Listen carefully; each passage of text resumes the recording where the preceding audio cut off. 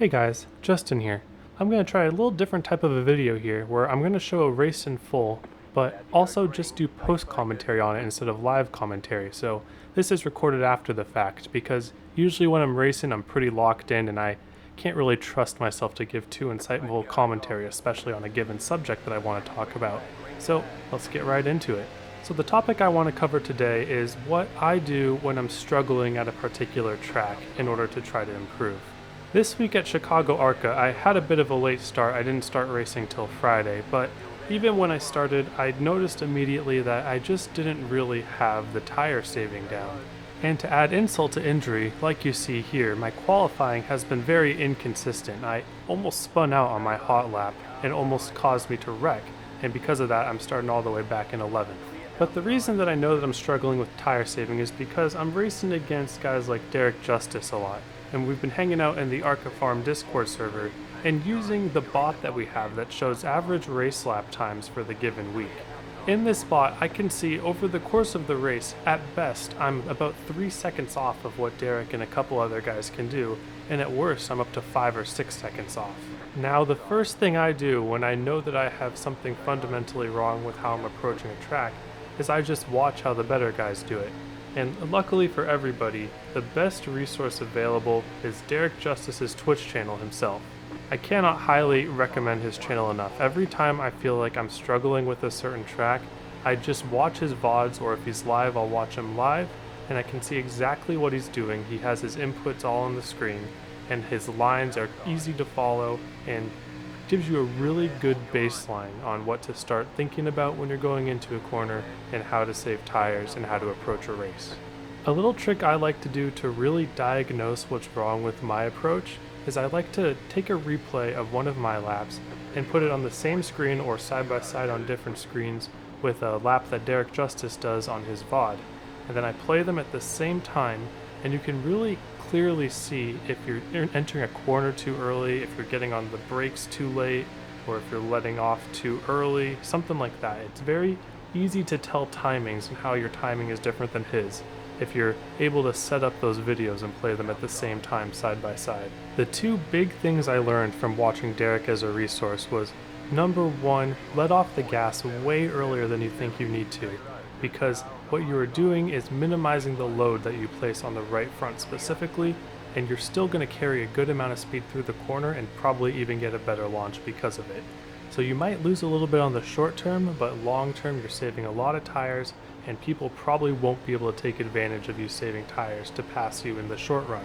And the second thing that I learned from him is that using the top line as a defense tool, at least about halfway through the race and on, is a very viable way to approach this track, but otherwise you want to be staying at the bottom the entire time and just being patient and smooth on the throttle.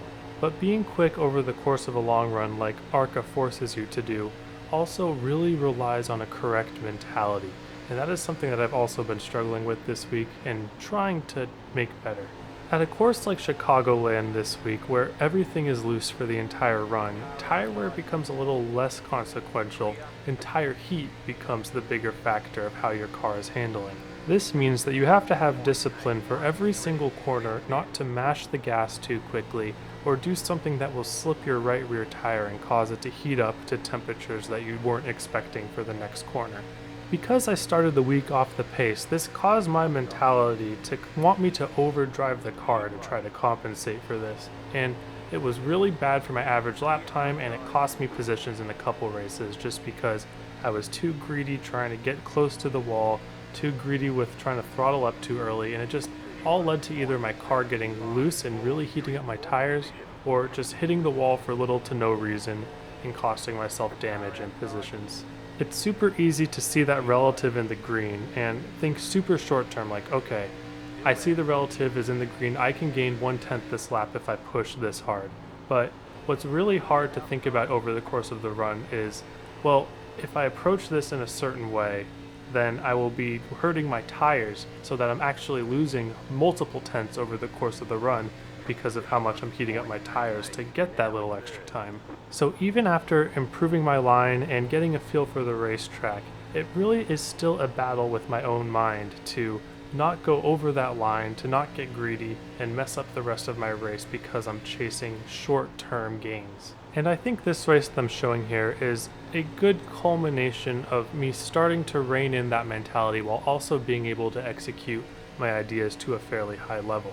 Because I screwed up qualifying, I don't have track position for this run, so I have to be making decisive but safe decisions to pass cars, and at the same time managing my tires in a way where I'm not going to be feeling it too bad later, but also knowing in the back of my head that passing is going to be almost impossible after lap 20. So you got to get as much done as possible as quick as possible. Yes, Derek is out there building an insurmountable lead, but I can really only focus on the people that are in front of me, the people that I can get to if I'm executing at the best of my ability, and being able to get as close to that execution as possible. So in summary, what do I do when I'm struggling at a track? Well, first I use resources to make sure that I have the right ideas, and then second, I fix my mentality so that I'm not overdriving and I'm able to be consistent and smooth throughout the course of the run in order to give myself the best opportunities of success. Now the other thing I want to talk about is perspective. When we're struggling at a track, it might be because we're holding us to standards that are slightly too high. I'm very guilty of that, because in general, my abilities at 1.5 super speedways in the ARCA car are a little bit lower than my ability in the a little bit smaller tracks and maybe even the short tracks. But it can be very easy to conflate my expectations with those tracks that I'm stronger at to tracks that I might be a little bit weaker or at least worse in perspectives of some of the better people. In my opinion, goals should be made based off of improvement and not based off of numbers like iRating or placings. This is because I think that seeing improvement is a much more concrete and realistic a result than just getting maybe you want a top 10. But what if you want a top 10 but you get placed as the number 24 car in your split? Well, suddenly you're arbitrarily changing your goals to something that feels right. But if you just take your first race as a baseline and say, okay, I think I performed this well during the race, and I hope I have a better feeling for the car, or maybe I can do a little bit better next race. For me personally, at the beginning of the week, I was getting some good results, but I really was not feeling like I was doing very well. And then, towards the middle of it, I was starting to feel some speed in the car, but I would make a lot of mistakes and mess up my race. And now, towards the end of the week, I'm starting to put it all together, and hopefully by the end of this week I'll be able to see the improvement that I want to see from the beginning of the week, while also being able to put consistent races together. Notice how my goal isn't even to get a win, it's not even to get a lot of championship points. My goal for this week is to feel fast but also be consistent. And really, I'm the only one who can be the judge of that, but I think if I'm being honest with my own goals and expectations, I can be a good judge of it.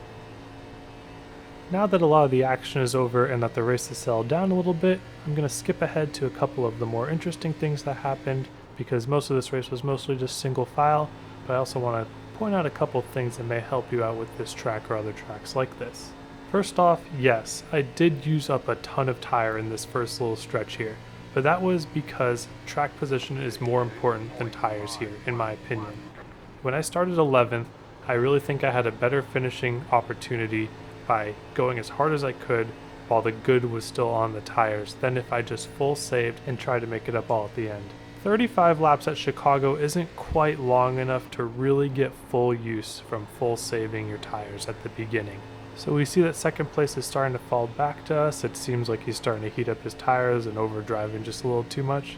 And we can see that by jumping a little bit ahead here, and yeah, there we go. There's an easy pass. But as you can also see, I have not pulled away from the people that I have previously passed, and this is because they definitely have better tires than me at this point from a wear perspective. But the reason I'm not too worried about this is because the high line in 1 and 2 has become so dominant for defense in particular that it's going to be very hard for them to pass me if I execute this line to the best of my ability. And now we'll skip ahead here to the best example of this defense. Not Elliott Sadler here is trying to make a move, and he's definitely a little bit faster than me, but he's kind of roadblocked behind me. So he gets this look under me, but I know that I can carry enough speed around the top to where in order for him to clear me, he would have to go for a massive dive bomb that I could easily cross over. And Fortunately, he doesn't go for that dive bomb because that would put us both in a little bit of a sticky situation, but even if that happened, I still am confident that I would have been able to clear him back before turn 3. But other than that, we were able to keep him pretty comfortably behind us and just cruise to a good second place to a very strong opponent in first place. So I'm pretty happy with how this race went, going from 11th to 2nd, kind of putting to the test some of my mentality and also some of my execution ideas to be able to hold on to my tires after using them up to get past these cars. But pretty happy with how this went. Hope you guys like the new format. If you found this video entertaining or you got something out of it, I would really appreciate it if you left a like on the video and subscribe if you want to see more content like this. I hope you all have a wonderful day, and I hope to see you all on the track.